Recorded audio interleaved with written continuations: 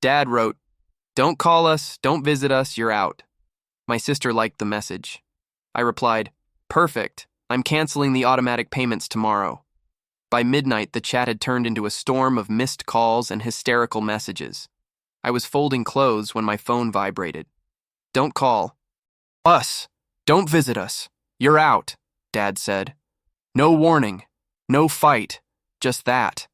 "And like clockwork," my sister Mia finally replied. That's when I knew it wasn't just him, it was them. My dad, my mom, my sister. Clearly, they had sat down and planned this. They literally kicked me out of the family group chat with a breakup message. What they didn't know was that I'd just come back from lunch with Grandpa, and he was already sick of seeing how they used me as their personal bank, so I replied, "Perfect. I'm canceling the automatic payments tomorrow." And then I waited, because what they forgot, or pretended to forget, is that I had been paying for their internet, their groceries, their property taxes. I literally sent Mia $300 a month so she wouldn't cry to me about not being able to finish her collaborations. They stopped working when I was in college. In other words, they stopped working. Completely. Dad quit first. Then Mom said she was too exhausted, but somehow they always had money for wine, takeout, and Netflix because I was silently paying for everything every month. The only person I told was Grandpa. He just listened without judging. Then he said, "Leave them, cut them off." Cut them. And I thought he was joking. He wasn't. Plot twist. The house they lived in, the one they always called our forever home, was never theirs. Grandpa was still the owner. He simply let them live there for 12 years, and they didn't pay a dime. No rent, no taxes, no utilities, not even a thank you. After I replied to the message, my phone exploded. More than 30 texts, missed calls, Mia crying, Mom playing the victim, Dad guilt-tripping me at 2 a.m. What kind of daughter abandons her family, please? Meanwhile, Grandpa handed me a folder inside the house. The deed, tax records, and a termination. Letter legally evicting them. Already signed, already dated, already in envelopes. He sent it that same afternoon, and that was when Mia went into a total meltdown on Instagram. She posted a selfie crying with the caption, "They are throwing us out like trash. Girl, that house was never yours to begin with." Then it got worse. I got a message from a guy I went to school with. He wrote, "Hey, super random, but your sister is selling things from the house on Marketplace. She says they're hers." I looked at the phone screen without understanding. It was Leo, a guy I shared classes with in high school. We hadn't spoken in years. "What things?" I wrote. The answer came with screenshots. Mia had posted an antique lamp, a complete living room set, paintings that I recognized immediately were from Grandpa's house. The description said, "Forced move. Everything must go this week." I stared at the photos for several minutes. The lamp was Grandpa's. He had bought it on a trip to Mexico 30 years ago. The living room set was my grandmother's. Before she died, Mia was selling them as if they were hers. "Thanks for letting me know," I wrote to Leo. "I don't know if I should get involved, but it seemed weird. She says they're throwing her out unfairly." I closed the conversation and opened Mia's Marketplace profile. There were more posts, many more. Antique plates, books, a wooden desk, all with ridiculously low prices, all with the same story. Cruel family, forced move, need to sell, urgently. The comments were full of people offering help. How terrible what they are doing to you. Family is sometimes the worst, sending you strength. Mia responded to each one with broken heart emojis and dramatic thanks. I took screenshots of everything, every post, every comment. Then I called Grandpa. "I already know," he said before I could speak. "Your Aunt Sarah told me an hour ago." Someone asked him if it was true that we were throwing Mia out on the street. "What are you going to do?" "I already spoke to the lawyer. She can't sell anything from that house. Legally, it's theft. But Mom and Dad probably gave her permission. They don't have permission to give. The house is mine. Everything inside is mine. I already sent a message to Mia warning her to stop the sales or there will be legal consequences." I hung up and sat on my sofa. My phone kept vibrating. Messages from the family group that had already kicked me out. Mia. Now Grandpa is threatening me with lawsuits. See what you caused, Mom. Your grandfather is being manipulated by her. We need to do something, Dad. This is getting out of control. None of them mentioned that Mia was literally stealing and selling things that didn't belong to her. I opened my laptop and searched for Mia's name on social media. Her Instagram was public. The last post was from 2 hours ago. A photo of her crying with a long text. Toxic family, financial abuse. They are leaving me homeless for telling the truth. But I will keep going, thanks to everyone who supports me in these difficult times. It had over 1,000 likes and hundreds of comments, all supporting her, all believing her version. I kept scrolling down her profile, photos in expensive restaurants, designer clothes, trips to the beach, all in the last 6 months, all while she supposedly had no money. In one photo, she appeared with a bag that I had seen in a store weeks ago. It cost $200. In another, she was wearing shoes that I recognized from a luxury brand. Every post followed the same pattern, photos of a glamorous life mixed with texts about her struggles and her difficult economic situation. I opened a mental calculator. The clothes, the restaurants, the trips, all of that cost money, a lot of money, more money than I sent her every month. I searched my email for the receipts of the transfers I made to her, $300 monthly for 2 years, $7,200 in total. Then I looked for the payments for internet, groceries, utilities, another $40,000 in 3 years, $47,200 in total, and Mia was spending on $1,000 handbags. My phone rang. It was an unknown number. I answered. Sofia, right? It was the voice of a woman I didn't recognize. Yes, I'm Eva. From the bank. I need to confirm some recent transactions on your account. My stomach sank. What transactions? Someone tried to open a line of credit using your name and social security number. The application was rejected because you already have the maximum number of credit lines allowed. I don't have open lines of credit. According to our system, you have 3, all opened in the last 8 months. I sat on the edge of the sofa. That's impossible. You need to come to the bank tomorrow. This looks like identity fraud. I hung up with shaking hands. I opened my credit app. 3. Active lines that I hadn't opened, $12,000 in total debt. All the shipping addresses were Grandpa's house. All the purchases were for clothes, electronics, luxury items. Mia. It had been Mia all this time. I called Grandpa again. I told him everything. He listened in silence. Do you want me to call the police? He asked when I finished. Not yet. First, I need to confirm it was her. Sofia, we know it was her. I know, but I need proof. Proof she can't deny. I spent the whole night awake, reviewing every transaction, every purchase, comparing them with the photos on Mia's Instagram. The $200 bag bought with my fraudulent credit card 3 days before she posted it on Instagram. The designer shoes bought 2 weeks before appearing in her photos. A new iPhone, a laptop, expensive clothes, all bought with my stolen identity, all proudly posted on her social media. By 6 a.m., I had a complete document, screenshots, dates, receipts, side-by-side comparisons. Mia hadn't just been using my money for years. She had stolen my identity, opened credit cards in my name, and then posted her purchases online like trophies. I called the bank and asked for an appointment at 9. Then I called a lawyer Grandpa had recommended. I need to sue my sister for identity fraud. The lawyer asked me several questions, took notes, then said, with this evidence, you have a solid case, but you need to know that this could result in criminal charges against her. I know. Are you sure you want to proceed? I thought about Mia crying on Instagram, about Mom and Dad defending her, about the 3 years I spent paying for their lives while they treated me like a bank. I thought about the fraudulent credit cards, the $12,000 debt in my name, the $200 bag Mia used while calling me selfish. Yes, I said, I'm sure. The lawyer scheduled a meeting for the next day. He told me to bring all the evidence and not to say anything to Mia yet. I hung up and looked at my phone. Mia had posted another photo. this time at an expensive restaurant with a text. Despite everything, I keep finding, moments of joy.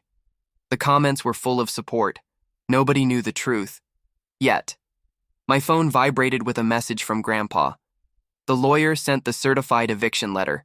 They will receive it tomorrow. They have 30 days to vacate. I replied, perfect. Then I blocked Mia's number.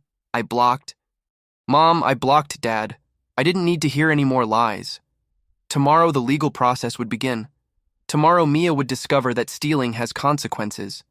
But tonight, for the first time in years, I slept peacefully because I had finally stopped being the victim and was ready to fight.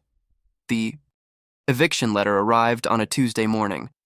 The mailman rang the doorbell 3 times before Dad opened the door. I wasn't there, but Aunt Sarah called me 10 minutes later. Your dad just received the letter. He's screaming and Mom is crying. Mia is locked in her room. I hung up and kept working. I had a meeting at 10. I wasn't going to let this ruin my day. At 11, my phone started vibrating. Calls from Dad, from Mom, from Mia, from numbers I didn't know. I ignored them all. Then the messages arrived. Mia, 30 days. They're giving us 30 days. We don't even have money for a deposit. Mom, your grandfather went crazy. Sofia, you have to talk to him. Dad, this is your fault. I hope you're happy. I didn't reply to any of them. At lunchtime, Mia posted a photo of the eviction letter on Instagram with parts covered up. The text said, official, 30 days to find a home, but I won't give up. The comments exploded, more than 200 people offering help. Someone suggested a GoFundMe. Mia replied, I'm considering all options. I called Grandpa. Did you see what she posted? Yes, the lawyer also already sent her a cease and desist letter, and if she continues to defame us publicly, we will add a defamation lawsuit to everything else. Everything else? The fraud report you filed yesterday. The police opened a formal investigation this morning. I stayed silent. It was one thing to threaten, another to make it real. Sofia, I'm here. Do you want to stop this? I thought about the $12,000 debt in my name, about the 3 credit cards I didn't open, about Mia posting photos with clothes bought with my stolen identity. No, keep going. The following days were chaotic. Mia posted constant updates, photos packing boxes, videos crying, Instagram stories with sad music in the background. Each post had hundreds of interactions. People sent her money via Venmo. Someone offered her a temporary place. Mia publicly rejected everything, saying she didn't want charity, but I knew the truth. I checked her Venmo. She had received over $2,000 in donations over the last week. $2,000 that people sent her believing she was suffering. Aunt Sarah called me on Friday. I went by the house. There are boxes everywhere, but they aren't packing anything important. Your mom is sitting on the sofa watching TV. Your dad is on his computer. Mia is taking photos for Instagram. I'm not surprised, Auntie. They have to be out in 3 weeks. Do you really think they're going to leave? Grandpa already hired an eviction officer. If they don't leave, they'll remove them. This is going to get ugly. It's already ugly. I hung up and checked Mia's socials again. New post. Photo of her holding an empty box with the text, everything I pack is a memory I have to leave behind. The comments consoled her. No one asked why she wasn't looking for a job. Why didn't she ask real friends for help instead of strangers on the internet? Why was she still wearing expensive clothes if she supposedly had no money? Leo wrote to me again. Your sister is selling more things. Now it's Grandpa's furniture. I opened Marketplace. Sure enough, an antique bookcase, a dining table, a bed. I called Grandpa. She's selling your furniture. I know. The lawyer sent her another letter. If she sells anything else, we will file charges for theft in addition to fraud. Do you think that will stop her? No, but it will be documented. That night, Mia did a live stream on Instagram. 2,000 people watching, her sitting on the floor of her room crying. I don't know what I'm going to do. My family abandoned me. My grandfather is throwing me out. My sister hates me, and I only have 2 weeks to find a place. Someone in the comments asked, "Why are they throwing you out?" Mia wiped her tears. Because I defended my boundaries. Because I told the truth about the financial abuse I suffered, and now they are punishing me. Rage rose in my throat. I closed the app before doing something stupid. My phone rang. It was the detective assigned to my fraud case. Miss Sofia, we have enough evidence to arrest your sister. I just need your confirmation to proceed. When? We can do it tomorrow. I looked at the clock. It was 9 p.m. In 12 hours, Mia would be arrested. Miss Sofia, proceed. I hung up and stared at my phone. Mia was still live, still crying, still lying, but tomorrow everything would change. I texted Grandpa. The detective is going to arrest Mia.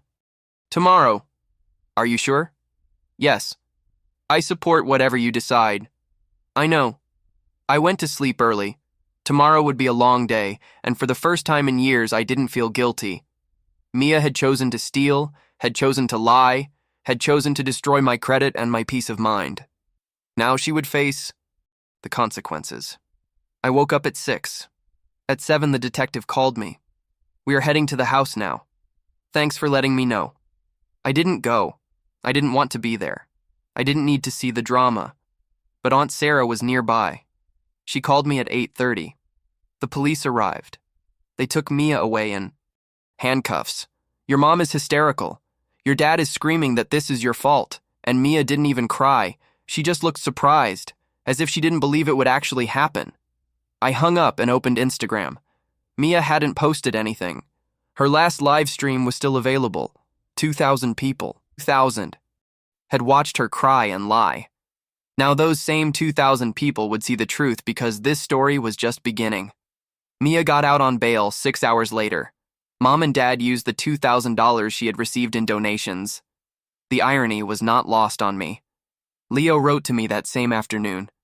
Did you see the local news? No. He sent me a link. Mia's arrest had appeared in the digital newspaper. Woman arrested for identity fraud against her sister. The article was brief, but it had all the details. The $12,000 in fraudulent debts, the 3 credit cards opened without authorization, the ongoing investigation, and it had her photo. Mia in handcuffs getting into the patrol car. This is going to go viral, Leo wrote. I didn't reply. I opened Instagram. Mia had posted something 20 minutes ago. Arrested for defending myself. The system is broken, but the truth always comes to light. The comments were divided. Half still supported her. The other half asked what she had been arrested for. Someone had shared the newspaper link. Mia deleted it. Then she deleted the comments asking about the fraud. But it was too late. People had already started searching. My phone rang. It was a number. I didn't know.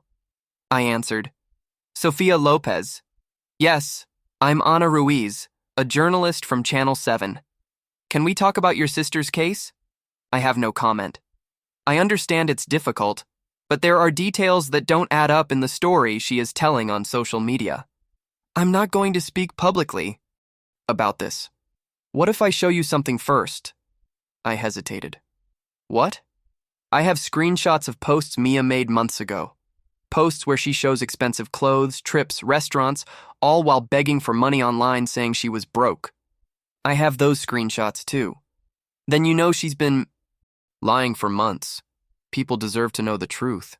The truth will come out at the trial. That could take months. Meanwhile, she keeps receiving donations from people who believe her lies. I thought about the 2,000 people who had watched her live stream, about the money they had sent her, about the comments believing every word she said. I'll send you my email, I said finally, but I won't appear on camera. Understood. I hung up and forwarded all the screenshots I had to Anna. Mia's posts with expensive clothes, the receipts for the fraudulent purchases, the side-by-side comparisons, showing she had bought everything with my stolen identity. Anna replied an hour later. This is enough. We'll publish the report tomorrow. That night, I couldn't sleep. I knew this was going to explode, that Mia was going to deny everything, that Mom and Dad were going to blame me. But I also knew it was necessary. The report came out at 6 p.m. the next day. I watched it on my laptop with sweating hands. Anna had done a thorough job. She showed Mia's Instagram posts side by side with the receipts for the fraudulent purchases. The $100 and $200 bag, the designer shoes, the new iPhone, all bought with cards in my name. Then she showed the post where Mia asked for help, where she said she had no money, where she received donations from strangers. A police investigation confirmed that Mia Lopez opened 3 lines of credit using the identity of her sister Sofia, Anna said, facing the camera. She accumulated $12,000 in debt while posting a life of luxury on social media. Now she faces criminal charges for identity fraud and theft. The report ended with a message. If you donated money to Mia Lopez, you can contact the police to file a report. My phone exploded immediately. Calls, messages, notifications. Mom, did you talk to a journalist? Seriously. Dad, you just destroyed your sister publicly. Mia, this isn't going to stay like this. I'm going to sue you for defamation. I blocked all 3 numbers. Aunt Sarah called me. Did you see Mia's Instagram? No. She's having a meltdown. She posted a 20-minute video crying. She says everything is a lie, that the journalist invented everything and people believe her, right? The comments are destroying her. Someone found more evidence, screenshots of conversations where she bragged about tricking people. I opened Instagram. Mia's video had 5,000 views. The comments were brutal. Liar. Give back the money we donated. You deserve jail, scammer. Mia was replying to some, denying everything, saying she was a victim, that her family was destroying her, but no one believed her anymore. Leo wrote to me, Do you remember Lara from high school? Vaguely. She just posted something. She says Mia borrowed $500 from her 2 years ago and never paid it back. He sent me the link. Lara had made a public post on Facebook. Now it makes sense. Mia asked me for money saying her family had abandoned her. I lent her $500. She never paid me back. Now I see it was her pattern, lying to get money out of people. The comments on that post also exploded. Other people started commenting similar stories. She asked me for $300 for rent. She told me she needed money for medicine. She asked me to buy her food. And then I saw her at an expensive restaurant. One by one, Mia's victims started to appear. It wasn't just me and Grandpa, there were dozens of people. My phone rang. It was the detective. Miss Sofia, I need you to see something. What? After the report, we received more than 20 calls from people reporting that Mia asked them for money under false pretenses. We are expanding the investigation. What does that mean? It means the charges are going to be much more serious than we thought. I hung up and stared at my phone. Mia had destroyed her own life. Not me, not Grandpa, not the journalist, she herself, by lying, by stealing, by manipulating dozens of people for years. And now everyone knew. Instagram was full of hashtags. Mia Lopez scammer, justice for Sofia, return the money. Mia's video crying had been shared thousands of times, but not with sympathy, with mockery. That night, Mia deleted all her social media, Instagram, Facebook, Twitter, everything. But it was too late. The screenshots were already everywhere. The truth was out, and there was no way to hide it again. The first of the month arrived. A Tuesday at 12:01 a.m. I canceled all automatic payments. Internet, cable, groceries, utilities, everything. I stayed up waiting. I knew it would take a few hours for them to notice. Aunt Sarah called me at 9 a.m. They lost internet. I know. Your mom is furious. She tried to use the grocery card and it was declined. I know that too, Auntie. They have no way to pay for anything. What are they going to do? Not my problem. I hung up and went to work. My boss had given me the last week off due to the stress of the legal case. Today was my first day back. At 11, Mom found a way to call me from a neighbor's phone. Did you cancel everything? Yes. We don't have internet. We can't buy food. The utility bills will arrive and we won't be able to pay them, right? How do you expect us to survive? Working like normal people do. We are 58 and 60 years old. Nobody is going to hire us. You should have thought about that before you stopped working 12 years ago. You are a horrible daughter. And you were horrible parents. We're even. She hung up. I blocked the neighbor's number. During the following days, I received calls from different numbers. Always mom or dad borrowing phones. Always the same speech, that I was cruel, that I was abandoning my family, that I was going to regret it. I blocked every number. Mia didn't call. She was too busy with her legal problems. Her lawyer had filed a motion to dismiss the charges. It was denied. Now she faced a real trial. The detective called me on Thursday. We need you to testify. When? Next month. The prosecutor believes that with your testimony and all the evidence, Mia will probably accept a plea deal. What kind of deal? It depends, but it will definitely include prison time and full restitution of everything stolen. How much is everything? With your case, plus the reports from the other victims, we are talking about almost $30,000. I hung up and stared at my desk. $30,000. Mia had scammed $30,000 from different people, and mom and dad were still defending her. Grandpa called me on Friday. The house utilities were cut. Which ones?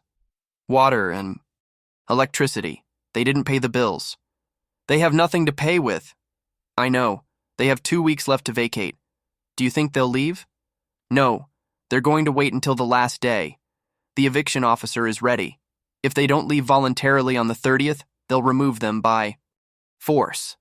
Well, the weekend passed. On Monday, Aunt Sarah sent me photos. Grandpa's house was in chaos. Boxes unpacked, trash piled up, everything dark because there was no electricity. Your mom is trying to sell things on the street, she wrote. Old clothes, books, but nobody's buying anything. And Dad, sitting on the porch, doing nothing. Mia, I haven't seen her in 3 days. I asked the detective if he knew where Mia was. He told me she was living with a friend, that she had abandoned mom and dad. I wasn't surprised. On Tuesday, I received an email from the bank. My credit had been restored. The 3 fraudulent lines had been closed and removed from my history. The debt had been officially transferred to Mia. I read the email 3 times. After months of stress, my credit was clean again. That same afternoon, Dad appeared at my work. Security stopped him at the entrance, but he managed to see me through the glass. He was screaming something I couldn't hear. My boss came out of her office. Is that your dad? Yes. Do you want me to call the police? No. Just tell security never to let him in. Dad stayed outside for 20 minutes, then left. That night, Mom managed to contact me on Facebook from someone else's account. Your dad went to see you. He says you humiliated him. He humiliated himself. We need help. We have no food, we have no lights. We have no water. There are shelters. We are not going to a shelter. Then find jobs. Nobody hires us. Look, in restaurants and supermarkets anywhere, that is young people's work. Then don't eat. She blocked me, or the person who lent her the account did. The following days were quiet. No one contacted me. No one appeared at my work. Just silence. Grandpa called me on Friday. I went by the house. It's worse. It smells bad. There is trash everywhere. The windows are dirty. They were there. Your mom? Yes. She screamed at me from the window. She told me this was elder abuse. She is 58. She is not elderly. I told her that. She kept screaming. Dad, I didn't see him. I hung up and went on with my life. I worked, paid my bills, slept well. For the first time in years, my bank account was growing instead of emptying. I had paid $47,000 over 3 years. Now that money stayed with me. I used it to pay off debts I had accumulated trying to support them all. I paid off my car, paid my personal credit card, opened a savings account. In 2 weeks, I had saved $2,000. $2,000 that before would have gone to support 3 adults who refused to work. Aunt Sarah invited me to dinner on Saturday. We went to an Italian restaurant I always liked but could never afford. You look different, she told me. Different how? Lighter, like a weight has been lifted off you. Because it was lifted. Do you regret it? I thought about the question, about mom and dad without electricity, about Mia facing criminal charges, about the 3 of them living the consequences of their actions. No, I said. Finally, I don't regret anything. Good, because you shouldn't. We ate in silence for a few minutes. Then Aunt Sarah showed me her phone. Mia reactivated her Instagram. I opened the link. Only one new post. Mia in a selfie with text. I lost everything, but not my dignity. The truth always. Triumphs. Comments were disabled. She still doesn't understand, I said. No, and she probably never will. I closed the phone and finished my dinner. Mia could post whatever she wanted. Mom and Dad could call me horrible, but I was free, and that was the only thing that mattered. The 30th day arrived.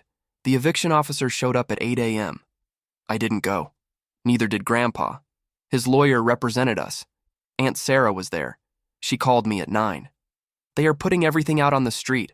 Are they cooperating? Your mom is crying sitting on the porch. Your dad is inside refusing to leave. The officer had to go in with the police and the movers. Everything they didn't pack is being put on the curb. It's a disaster. I hung up and kept working. I had an important presentation at 10. I wasn't going to let this distract me. At 11, Aunt Sarah sent me photos. Furniture on the street, broken boxes, clothes thrown around. Mom sitting on a broken chair crying. Dad in the car with his arms crossed. There was no sign of Mia. They took everything away, Aunt Sarah wrote. The house was left empty.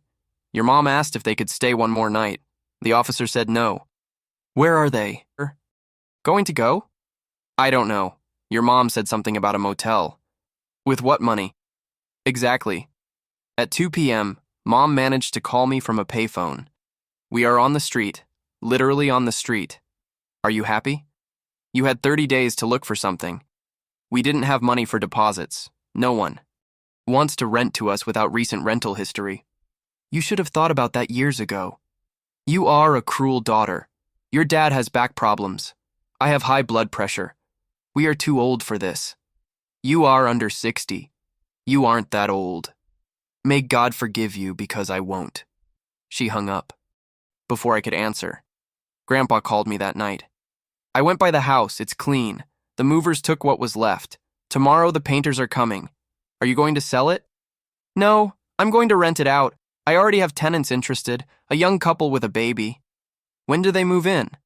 In 2 weeks. It meant that in 2 weeks the house would be officially out of Mom and Dad's reach forever. The following days were strange. No one contacted me, not Mom, not Dad, not Mia. The silence was eerie. Aunt Sarah told me that Mom and Dad were living in their car, that they parked in different places every night, that Mom had finally gotten a part-time job at a cafeteria, that Dad still refused to look for work. Your mom looks bad, she told me. She's lost weight, she has dark circles. And Dad is the same, but angrier. He keeps blaming you for everything. Mia is still with her friend, but I heard the friend is going to kick her out soon. I didn't reply. I didn't know what to say. Part of me felt something, not guilt exactly, but something uncomfortable imagining Mom working in a cafeteria after years of doing nothing. But then I remembered the $47,000, the $12,000 in fraudulent debts, the 3 credit cards Mia opened in my name, and the feeling disappeared. The detective called me the following week. Mia's trial is scheduled for next month, but her lawyer is negotiating a deal. What kind of deal? 2 years in prison with the possibility of parole after 1. Full restitution of everything stolen. Community service.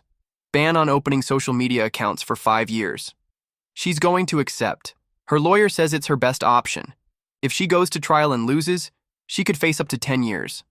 When will I know if she accepts? In a week. I hung up and stared at my phone. Mia was going to prison. It was real. That night I didn't sleep well. I kept thinking about Mia in a prison uniform, about Mom and Dad living in their car, about Grandpa's house, now occupied by strangers. But when I woke up, I remembered why all this was happening. Mia stole. Mom and Dad used me.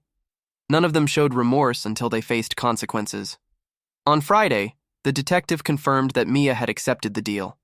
She will turn herself in on Monday, serve at least 1 year in prison, and restitution will have to pay $30,000 total, $12,000 to you, the rest to the other victims. If she doesn't pay, Her parole would be revoked. How is she going to pay if she is in prison? That is her problem. I hung up and called Grandpa to tell him. "A year is not enough," he said. "It's better than nothing." "How do you feel?" "I don't know. Weird." It's normal to feel weird, but remember she chose this. I know. Aunt Sarah called me on Saturday. Mia posted something. I opened Instagram. Mia had reactivated her account for one last post. Monday. I turned myself in to serve a sentence for false charges. The system failed me, but I will come out stronger. This is not the end. The comments were full of people who still supported her, but there were also many saying she deserved more time, that she was a scammer, that she should pay back everything she stole. I closed the app without commenting. On Monday, Mia turned herself in. Aunt Sarah sent me a photo from the local newspaper. Mia entering the county jail. "How do you feel?" she asked me. "Relieved." "Relieved?" "Yes, this means it's all over. The trial is over. The charges are resolved. I can move on." "And your parents? What about them?" "They are still on the street." "That's not my problem." "Sofia." "No, Auntie, seriously. I gave them 3 years of my life, $47,000, my peace of mind, my health, and they never said thank you. They never valued me. Now they have to learn to survive alone. And if they can't, then they will learn by force, like I had to learn." I hung up and looked out my office window. The city looked different from here, clearer, brighter. A weight had been lifted off me, and I didn't plan on carrying it ever again. 2 years later, my life was completely different. I had gotten a promotion at work. I was now earning double what I earned before. I moved to a better apartment, in a safer area. I had real savings for the first time in my life, and the best part, I didn't owe anything to anyone. Grandpa called me every week, told me about the tenants in the house. They were good people. They paid on time, took care of everything. The house looked better than when Mom and Dad lived there. "Did you hear anything from them?" he asked me one Tuesday afternoon. "No, nothing in 2 years. Your mom is still working in the cafeteria. Your dad got a job in a warehouse 6 months ago." "How do you know?" "Your Aunt Sarah sees them once in a while. She says they live in a small apartment. They barely make ends meet, but they survive. Good for them. Don't you feel anything?" "Relief that they aren't my problem." Grandpa laughed. "You are stronger than I thought. You taught me." Mia got out of prison after 14 months. She served her full time, without early parole for bad behavior. Aunt Sarah notified me the day she got out. "Are you going to contact her?" she asked me. "No." "She asked about you." "What?" "She asked if you were okay, if you were still angry." "I'm not angry. I simply don't want to know anything about her." "I understand." Mia got a job at a call center. They paid her minimum wage. She lived with 2 roommates in a small apartment. According to Aunt Sarah, she had matured. She no longer posted on social media. She no longer asked anyone for money. But that didn't matter to me. It had stopped mattering to me a long time. Ego. One Saturday while shopping at the supermarket, I saw Mom in the cereal aisle. She was wearing the cafeteria uniform. She looked tired, older. Our eyes met. She froze holding a box of generic cereal. I kept walking.